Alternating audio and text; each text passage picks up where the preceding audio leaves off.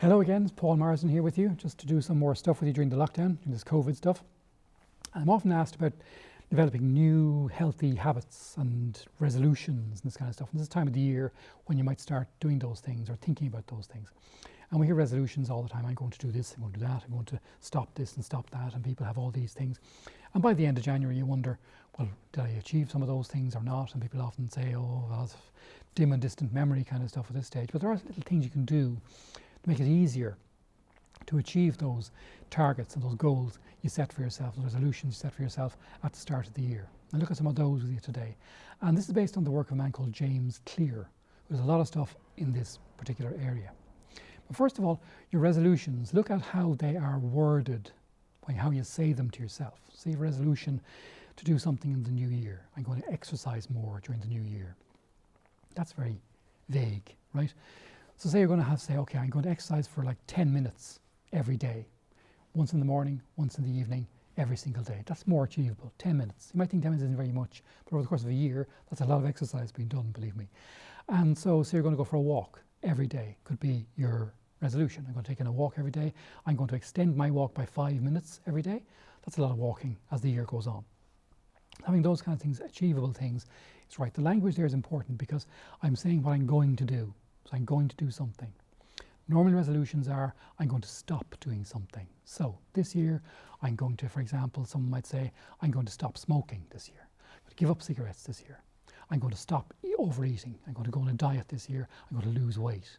Now those things for our brains don't work very, very well. Because our brains don't like losing things or stopping things or not having things. Brains are kind of tuned to grow and develop, learn things, amass things, and develop more skills and various things. That's how our brains think of getting things, having things, and moving on, developing. That's how our brains operate. So when you say, I want to lose weight, for example, that's a negative goal, not processed by our brains at all. And that's why that's not that easy to achieve.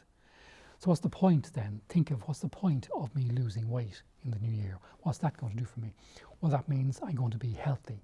I'm going to be fit, right? Still a bit vague, but better than just having the lose goal. So the more you refine that goal down, say I'm going to be fit, I'm going to weigh a certain amount by August, say. So we go through the year, say about 6 months of the year, 7 months of the year, but this is now say January, February. By the end of the say 6 months, I'm going to weigh, that's my target weight, and that's my goal to aim for. That's more achievable than just saying, I want to lose weight, right? So you have to have much more measurable than that. But even losing weight, that's not strong enough. You want then to say, okay, I'm going to be healthy, I'm going to be fit, I'm going to be more energetic, I'm going to feel really alive, feel very, very healthy, and to go for longer walks, and to breathe properly and all this type of stuff. All those things are things that your brain can aim for, and they become easier to achieve. So watch your resolutions are worded, your goals are worded in positive phrases like that, about things that you want to do, you want to get, want to have, not things you want to stop or lose or stop doing. That's not computed up here at all very, very well, and makes it very, very hard for you to achieve that. Now, James Clear's work is on this, having a habit there. There's this kind of thing that if you do something every day for 30 days, it becomes a habit. Well, that hasn't really been shown to be true at all, so forget that bit. But there are clear things you can do, and there are evidence-based things from Clear's work that you can do to make these goals, these new habits, much more easy to achieve. So first of all, he would say law number one is make your new habit obvious. Make it an obvious thing in your life. So say we mentioned the weight thing before. Say one of your goals is to eat really healthy food. Then it's important that you have around you in your eating space, say your kitchen or a place that you live in or frequent, you have the healthy food obvious there in your face so you can see it. So you can see an apple, or you can see something that you need to eat. That's a more healthy thing to eat for you. Or you can see some nuts or some healthy kind of food there. You can eat those things. And that the stuff that's not that healthy is away somewhere, in a cupboard, in a press somewhere with the door closed, so you can't really see it. Because some people have this thing where they go almost called the seafood diet. The seafood and they eat it. It's a very, very common thing. Right, so people will see things. So you can see food there. You might go past a big cake there. You cut a slice and eat the cake. But you're not really hungry because you saw the cake, you ate the piece of cake. That's the seafood diet in action.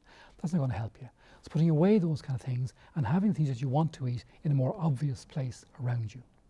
So you want to exercise more. You want to go on an exercise bike And putting that in an obvious place in your living space is very central to this.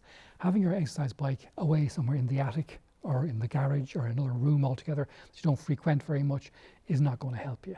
So you put your exercise bike out where you can see it. So you have to kind of walk around it sometimes. One guy now bought an exercise bike and put it right in the middle of his living space, so he had to walk around the whole thing all the time, and it was in the way all the time, so he's reminded all the time to do this stuff. So you make your new habit very, very obvious, and you change your environment to see that. So that's how you can do it for food and for exercise. Secondly, make it attractive, something you want to achieve. That's law number 2. The research on this says that earlier in the day, our life is less cluttered. So the more earlier in the day you can do your thing that's new, so doing the exercise bike, eating the healthy food earlier in the day. As the day goes on, you get more busy, more stuff gets cluttered on top of you, and so you get a bit tired and you kind of lose the will to live by the end of the day kind of stuff. That's not a time to start doing your new habit. So earlier in the day, the research shows, again from James Clear's work, that you build in this stuff earlier in the day is better. So eating the stuff earlier in the day, building up your stuff, planning your meals earlier in the day if you possibly can, get that stuff, have a meal you're going to heat up later on for yourself, get that together earlier in the day, do all those things earlier in the day. Energy levels are much higher that time of the day, interest is peaked, and you will do that stuff better in the early part of the day. Make it easy, make your new thing, your new habit easy is law number 3. Don't have to go through a whole load of steps to do it. Less friction is the technical term for that. So you haven't got to go somewhere, open up something, go somewhere else, and then go a different place. And all these steps to do it makes it, oh, I'll do it tomorrow kind of stuff. So the more easy it is to do. And so you chunk down your habit to small steps and make all those small steps easier. So can I put something closer to me, close by me, so I can get at that easier. I don't have to open that cupboard to get this thing. I put that stuff right beside me. Ernest Hemingway used to do that. He used to break down the whole writing thing. He used to write from very early in the morning through the whole day till he got tired. He would stop then when he got tired. And he drank bottles of champagne every day, but he still had time in the morning part of the day to write before he wanted to drink his champagne. So then in the early part of the day, and he broke that down and started, okay, by the first from 9 till half 9, half 9 till 10, and he had those kind of days that day broke down. So breaking down those things to small little steps is a great way to do that. Make it very, very easy. And less steps, the better in doing these habits. And fourth law is make it satisfying. You have to enjoy this thing. Make it satisfying when you do these things, that you're satisfied by them. And you find that lifts your mood straight away. So it's not what it's doing for you in the long run, it's often what it's doing for you now. So the exercise you do now. So you're going to go for your walk for 10 minutes in the morning and same in the afternoon. Extend those things. That's your new habit. So you build that. Notice how you feel doing that. You'll find a mood enhancement straight away. If people say to me, I'll wait till I feel better, then I'll go for a walk. Well, you'll be waiting. But go for the walk and the mood will lift straight away. That's the action preceding your emotion. So the action precedes the emotion. Action lifts up the emotion. So going for your walk lifts your mood up. Waiting to feel good, you won't go for the walk. So doing something physical, that's why the more active exercise is a better thing to do than the passive relaxation and exercise. That's why watching TV doesn't really work, as I said before to you. So just having this thing where you're active and will lift mood up straight away. So building those things in. So make your new habit obvious. Make it obvious that it's there around in your workspace, in your living space, in your eating space. Make it obvious. Make it attractive. So you want to do this thing and you feel good when you do it, but it really attracts you to do more of it. Make it easy to do. Don't have a difficult thing, complicated thing to do. Make it very, very easy. And also finally, make it satisfying. Those are the 4 things.